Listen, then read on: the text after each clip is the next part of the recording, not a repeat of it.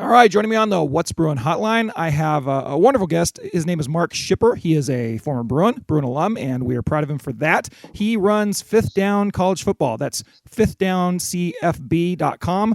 That's the website. He also Fifth Down CFB on Twitter, Instagram, YouTube, everywhere else too.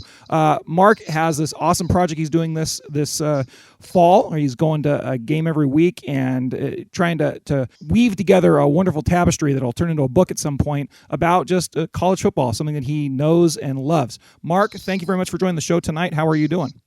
I'm doing great, Jake. Thanks for having me on. I'm glad to be on the show. It's one I've listened to a bunch, so it's good to be on with you guys. We really appreciate that. And so, this is a pretty ambitious project. Just looking at what you have planned, you got right now you're in the middle of doing all these games and a big vlog tour, and then down the line you want a book. What inspired you to take this on?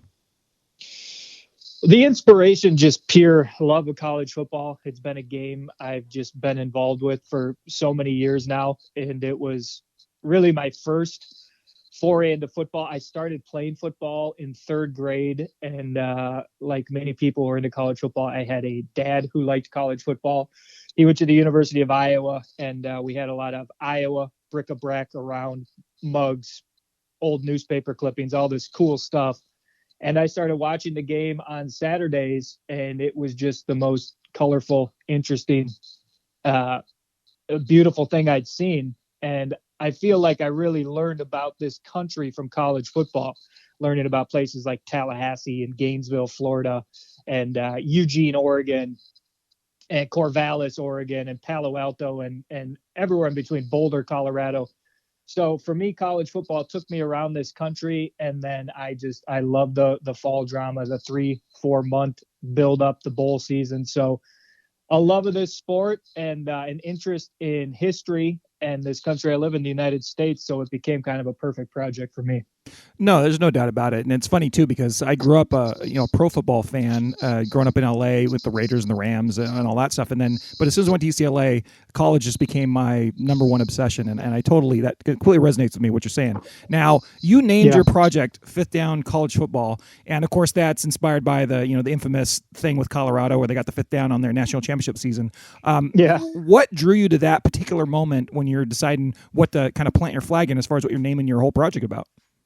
Yeah, it became a thing where I knew I was going to do something, and I had this concept for a book in my head, and I needed to get going. So I have a big list of names. I'll look back at that list one day and see one that I think is 100% better, and I should have gone with it. Nah, this is a good one.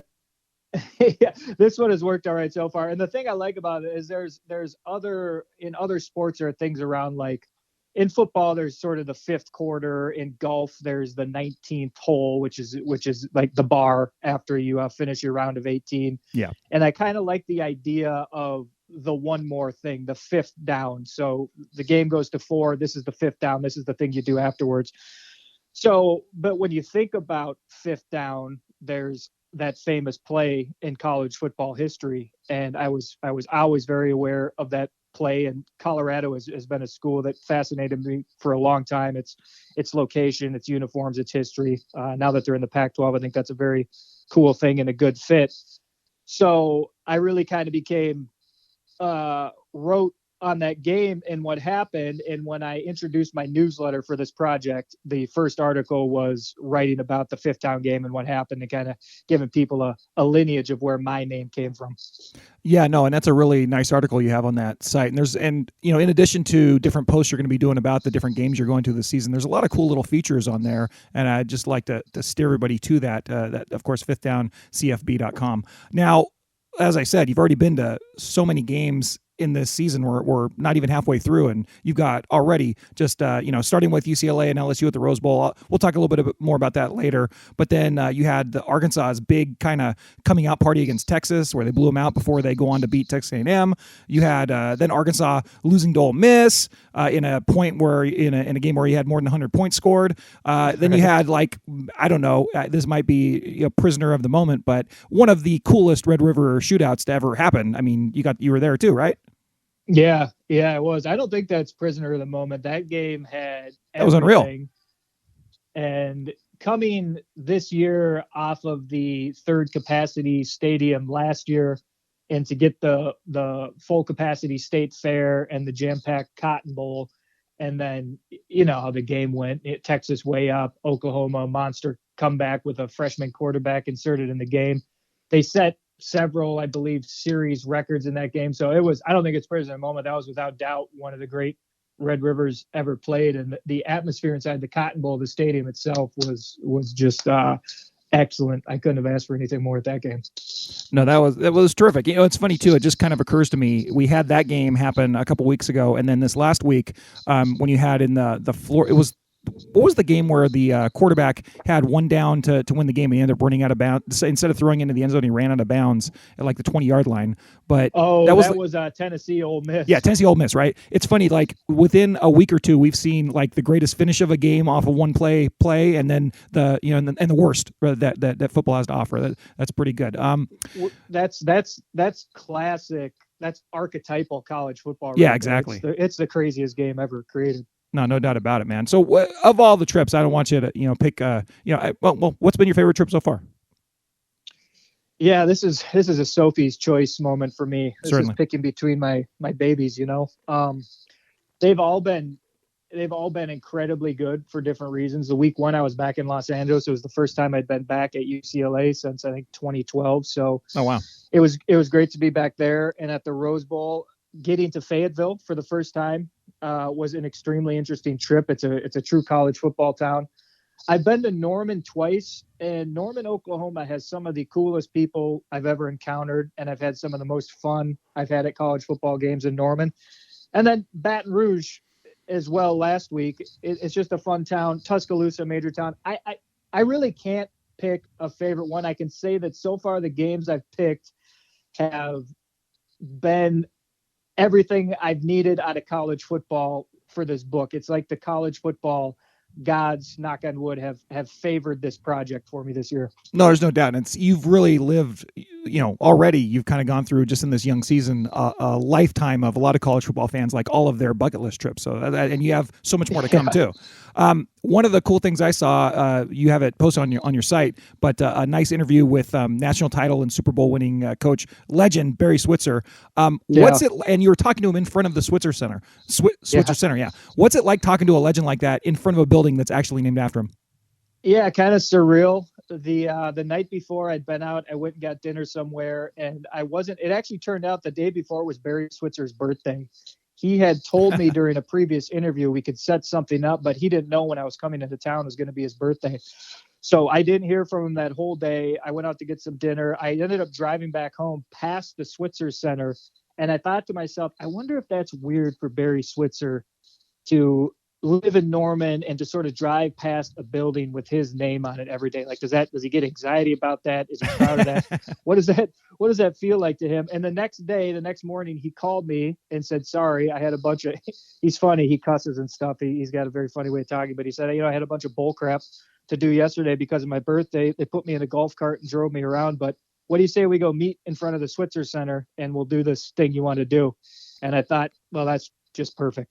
Yeah, and that answers that. The Switzer Center and do it. So it was surreal. It was very cool. I had to make sure my hands weren't shaking a little bit with the camera, but he's a very cool guy, and it was actually really cool to hang out with him. Yeah, that's funny. I guess that answers that question too, right? The answer is if you have a building named after you and you're still, spry enough to walk around, you invite everybody to that building to talk to them in front of it, just to kind of wave. Yeah, that was it. Our choice was, Barry, do you want to film in front of the statue of you, or you just want to do the front of the building? Oh man, that's awesome. He said, yeah, the front of the building looks good. We'll just do that. Like, all right, good. Oh, that's terrific. So this week, immediately, like you're about to head out on the road, going to South Bend. Is that right? Yeah, that's correct. Yep, taking the train over tomorrow. Do you have any? And you're based out of Chicago. Do you have any big? Is there anything special you have for that particular game? I actually don't have anything special plotted out. Notre Dame's going to be a little bit of the scene. They're another place that really celebrates their heritage. So there's going to be some statue visits. I may go visit the grave of the Father Hesburgh, who's a very famous figure, not just in Notre Dame, but American history. And then the next day I want to capture a lot of the game day sights and sounds around Notre Dame Stadium. It's a little bit of a different scene than what I had expected when I picked this game. Yeah. It's obviously a historical heritage game, but Notre Dame has struggled, and I think they're probably even a little overranked for where they are right now. And then USC's season has obviously just blown up on them. So there's not going to be nearly as many people out from Los Angeles, I don't think. So I'm kind of going to play it as it lays when I get to South Bend and just see what I can get out of the scene. And I think that's fair too. And it's probably good that if you're going to have games that aren't living up to kind of the expectations they had before the season, it's still Notre Dame SC. I mean, there's still plenty there to mine, I would imagine. Now, go ahead. If I could just jump in real quick, that's absolutely true. I want to say the last game that was going to be a letdown was last week, Florida LSU. And that turned out to be one of the great games in the history of that series. Oh, yeah. And a fantastic Saturday at Tiger Stadium. So, sometimes the games you think aren't going to pan out end up being great football games. No, outstanding. No, I think you've really, hit some lucky strikes here on the schedule you picked out. Now, what do you have? When you get beyond Notre Dame SC, you still have some biggies coming up. What are you looking forward to most, or what are your thoughts about the last part of your schedule? Yeah, the last part of the schedule, some very interesting stuff. I'm getting back out west. One of the things I wanted to make sure I did with this tour and this book is showcase Pac-12 football, because I love West Coast football. I think it's unfairly degraded and denigrated and ignored far too often. I don't think any elite league has lost out on as many Heisman opportunities, as many championship opportunities as the Pac-12. And while some of this is their own doing now, and you could point to their former commissioner as part of the problem, it was still important to me to make sure I tell this story of West Coast football. So coming up the week after, I have Georgia, Florida, the cocktail party, which speaks for itself. But after that, I have Oregon, Washington, which is a very important Pacific Northwest rivalry. And I'm going to drive up from Eugene to Seattle. And I have some stuff planned there. I don't want to say what it is, and because I don't want to put pressure on anyone or jinx it, but hopefully I'll have some cool stuff there. And then the rest of the way, Harvard, Yale is going to be an interesting one. Ohio State, Michigan, and then Army, Navy to kind of cap off the regular season is one I'm also really looking forward to. I got a friend who I'm going to that game with who's a West Point grad and a really interesting character, a guy I met over in Pamplona, Spain, and made friends with. And so Army Navy, I think, is going to be a fun Saturday as well. No, I think you're absolutely right, and definitely bet the under on that one. Now, you have on the website you have a lot of cool long form articles. I already mentioned a couple of them, but are these pieces you have on there kind of representative of the types of stories that are going to be in the book, or what is the book going to be about? Yeah, that's a great question on the articles. So when I started working on this book, I started just doing massive amounts of research, reading, note-taking, video watching, and I started compiling all this stuff. And I called these articles when I started writing them research runoff. So a lot of this stuff is going to be in the book in one way or the other, but in another way, it's stuff that I didn't think was going to make it or be showcased. So I wanted to start putting up articles on the website to give people an idea of what I was researching and how deep I was going into the history of college football and its role in the history and culture of the United States. And that was the genesis and the impetus for those articles. The book itself is going to combine the journey, the traveling. It's going to be much more of a first person personal tale in addition to the history. So the articles and the book are related but different. They're what would that be, second cousins or something? A little bit of blood in there somewhere, but they're different projects. So you could get into both separately and enjoy yourself. No, absolutely. That makes sense. Now, one of the articles that immediately got my attention was the one about the kind of the death of the physical ticket stub. And that's something that cuts very deeply to, close to my heart. Because, I've been a season ticket holder for a bunch of different teams, and I've gone to concerts my whole life. And I have a box in my closet of all of the concerts I went to when I was, college age and in my 20s and in my 30s. And that's something that is just gone away. And we're just, I guess, supposed to accept it. And I understand the convenience of it, but I mean, is this something that we're calling progress? I don't know. Yeah. There are several ways to look at this. In that article, I'm on your side. I have hundreds and hundreds of tickets to sporting events and concerts I've been to. To me, they were the most perfect organic souvenir you could take from an event. Absolutely. Immediately when you pick up that ticket, you're reminded of your age, who you were with. If you wrote the score on the back or you remember it, you remember exactly what happened that day. And it was a memento that would hold its meaning and really value for generations. And we're now finding out some of these old tickets actually have real monetary value. That's kind of what led into the article. There are a couple companies who are buying up old tickets and they blow them up and turn them into different artwork for your house. And that's what they really are. They're artwork. They encapsulated the time they were from, and they're fascinating things to look at. So not only are we losing these physical tickets and these mementos of your life that a lot of people like myself and you like to hold on to, we're also surrendering it to a sort of corporate monitoring state. So these new tickets, they're digital, you put them on your smartphone, you create an account, and immediately the app asks you, can we track your movements? Can we send you updates? And the entire thing is they want a full digital picture of you, and they basically want to be able to sell you year round, even when you're not going to an event. They're basically bringing you into a sort of merchandising world. So you're not only just losing your physical tickets, you're actually losing a little bit more of your privacy, which is likely inevitable. But I do believe we're losing something special from sporting events and replacing it with something extremely generic. No, I don't think there's any doubt about it. And the cool thing about that article too is you had some beautiful tickets pictured in that. And the favorite one was my favorite one was the one that was right on the header, which was an old UCLA Cal. I think it was from the 50s. Was that correct, or whatever it was from? But it was great. You have these cool little illustrations and things. It's just a great little homage to the sport. Yeah, that ticket, I believe 1960 was that ticket.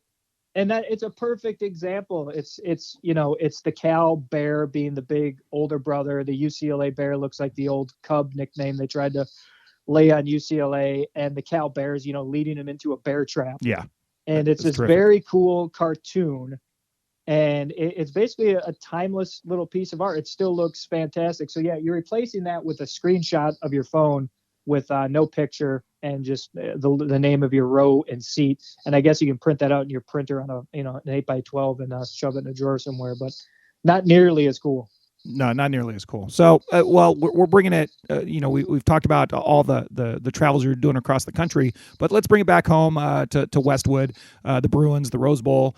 You got to go see live one of the Bruins, probably the Bruins' best game they played all season, even though they have a good record right now. That was when we were peak, like, oh my God, how good this team be mode when they beat LSU there. What'd you think of the Bruins in that game, and what do you think about the Bruins since then? Well, I love that game. Obviously, that was what you hoped it might be. I had talked with Randy Cross, the former Bruin great, before that, and we talked about that game, and we were wondering if UCLA actually had a shot to win it. And then I was hanging out with some LSU people and UCLA people before that game, and the LSU people were extremely confident of the beatdown that was to come. I was talking to one guy who said, he's like, lay the entire bank account on the spread, and it was LSU by like 7.5 or something. I don't remember exactly what it was, but I met a couple of those guys too. Yeah. What was it? Yeah. I met a couple of those guys too. Yeah. Whatever it was. Yeah, whatever it was. And so he said, put the farm on it. And to go in there and have a big crowd, LSU helped fill it out, but UCLA did a nice job. There was a lot of electricity in the building. There was a lot of noise. And UCLA looked good. They looked like they knew what they wanted to do. The defense was aggressive. They tackled extremely well. They didn't let guys get behind them. I would argue one of LSU's touchdowns was a lucky referee's pick right in the middle of the field. No doubt. So UCLA played extremely well. They debuted the California Love going into the fourth quarter, and the Rose Bowl went wild. So for a return trip for me to UCLA, it was perfection. And the upset, I felt like every other Bruin fan walking out, looking at the blue lit Rose Bowl sign in the dark, and thought UCLA might be up to something special this year for the first time in a long time. was my feeling after. And then did you ask me how I felt since then? Yeah, I'm sorry. I probably should just ask one question at a time. But yeah, since that, they've lost to Fresno State, they lost to Arizona State, but then they've got a couple nice wins in there as well. What are you thinking of? Where are you at now with this team? Yeah, kind of classic late form UCLA, a little up, a little down. Expectations start to rise, then they dash them. um, I They have nice talent. They still at times look like they know what they want to do, but then they get lost, and all of a sudden the defense goes to pieces a little bit. So this game for me this weekend with Oregon at the Rose Bowl is important. This would be the biggest back-to-back conference wins for UCLA in a long time. On the road at Washington, come back home and beat the favorite in your own ballpark with college game day on campus. I would hope UCLA could start to build off that in everything, recruiting, showcasing the brand, the university itself, everything that suggests UCLA should be putting together top 25, if not top 15 football programs consistently and get the thing rolling from there. But like I think all of us Bruins fans over the last however many years now, we're really just wait and see, and we kind of expect the worst in certain ways. No, there's no doubt about that. And yeah, and I think you're right. And this weekend kind of plays out perfectly in that it's really, that's kind of why game day's there. It's a weekend where there's not a whole lot of headline games, so this is one of them. Even though it's a top 10 team versus an unranked opponent right now. And yeah, I mean the Bruins get another chance to kind of show that they're for real, and let's hope this time they do. Now, with that in mind, though, Chip Kelly's been at UCLA. This is his fourth year. They have winning record for the first time, but there are definitely things about the program that look like they're going right. But there's a lot of baggage that some fans are that they just can't get over when it comes to Kelly. Where are you at with Kelly's program at UCLA right now? I've started calling this season a fork in the road season, and I don't mean that necessarily you have to make a definite decision on Chip at the end of the year, but I do think it's a season where you have to make a bluntly honest assessment of where you're at the end of the year. We got a new athletic director in. He's a sharp guy, forward-thinking guy. He seems like the kind of guy who could find a good coach for the program. But at the same time, Kelly continues to offer enough improvement where you think maybe Oregon Chip Kelly is on the way back. He needed a few years to reacclimate to the college game. He needed a few years to get the guys on his roster and to get them practicing every day for a couple years to lock into his system. So it's when I say fork in the road, I do think we have to let this play out and see where they end up. But if they say they win this Saturday, they continue to build, they find a way to take the South, or the South goes down to the wire, I think it's one of those things where you're going to have to give them a few more years to keep going. But if the thing falls apart again and all the old troubles there, the defense still can't hold it together, the offense flutters, looks like they know what they're doing, then all of a sudden they have no idea.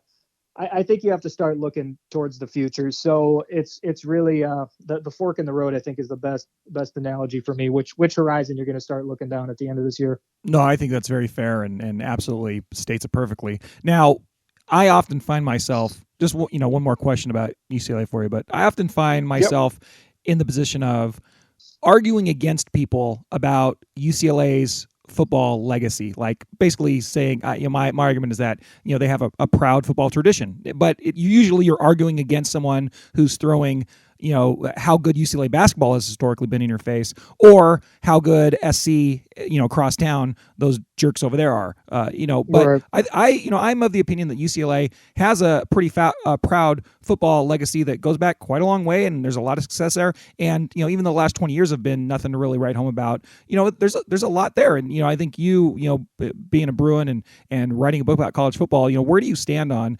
UCLA's football legacy? UCLA, without doubt, has a proud football tradition. I would say amongst schools, particularly with a basketball tradition like UCLA's, they have the best football program of any one of them. Yeah, no, that's fair.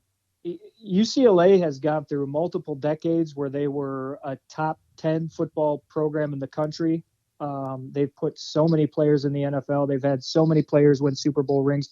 when you go back to my essential premise that college football is inseparable from American history and culture, you have to look at UCLA and the famous Black Bruins of the 1930s helping to integrate college football so all races in this country can get an opportunity to go to school and play this game. So on the field, off the field, the Rose Bowl appearances, a national title, the Heisman Trophy winner, several other national titles, UCLA essentially just got aced out of because of the bizarre nature of college football, the conference not letting them play in 2 Rose Bowls in a row, the voters deciding the West Coast wasn't strong enough, et cetera. So I found that the people who like to argue against UCLA's tradition are often people who have come to the game fairly recently. They don't have any knowledge of the 80s historically. They didn't live through the 90s.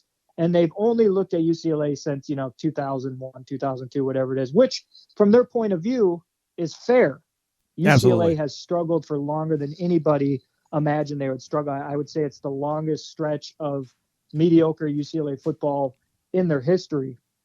But I am also of the opinion that there is no reason UCLA cannot climb back into the top 15 level of college football with the right system in place. It looks like the university administration and the University of California is going to back UCLA. It looks like the boosters and donors are ready to back UCLA and put us back in this fight. So I think UCLA's proud days are coming back, but you have to win. You have to keep your big recruits home, and you have to win. So once UCLA starts doing that, if they start doing that, we're going to start seeing the UCLA that everybody was essentially used to for the breadth of the 20th century. We'll get it back in the 21st. Yeah, well, I don't think you can say it any better than that. His name is Mark Schipper, proud Bruin, 5th Down CFB.com, 5th Down College Football. It's a great name of the project, the name of the book, the name of the blog, it's the name of everything that he's doing. Mark, thank you so much for coming on. And if you get the hankering to talk anymore Bruin sports, feel free to check in later in the season. And man, happy trails to you, and good luck on all these journeys you're going on. Hey, Jake, it was my pleasure. Thank you for having me on, and I appreciate the well wishes. I hope people come visit me on social media. I always like to chat with college football people. So thank you for tonight. Thank you, and have a good night.